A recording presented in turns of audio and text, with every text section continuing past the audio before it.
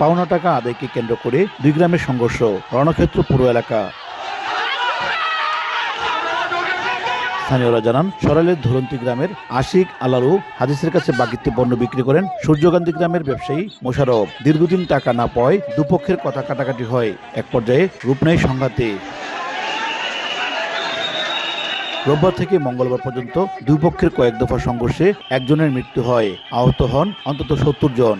ভাঙচুর ও লুটপাট হয় একাধিক ব্যবসা প্রতিষ্ঠান। এর জেরে আঞ্চলিক সড়কে যান চলাচল বন্ধ থাকে।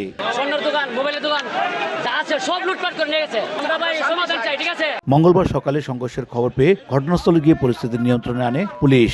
আহতদের উদ্ধার করে বিভিন্ন হাসপাতালে পাঠানো হয়। পরিস্থিতি স্বাভাবিক আছে এবং পরিস্থিতি যাতে আরো খারাপের দিকে না যায় আমরা সতর্ক অবস্থানে আছি। উভয় পক্ষকে বলতে চাই যে আপনারা প্রত্যেকের শান্তিপূর্ণ অবস্থানে থাকুন। পুলিশের পক্ষ থেকে আইনগতভাবে যা করণীয় আমরা করব। নতুন করে সংঘর্ষ এড়াতে এলাকায় আইন শৃঙ্খলা বাহিনীর অতিরিক্ত সদস্য মোতায়েন করা হয়েছে। উজ্জ্বল চক্রবর্তী, সময় সংবাদ, ব্রাহ্মণবাড়িয়া।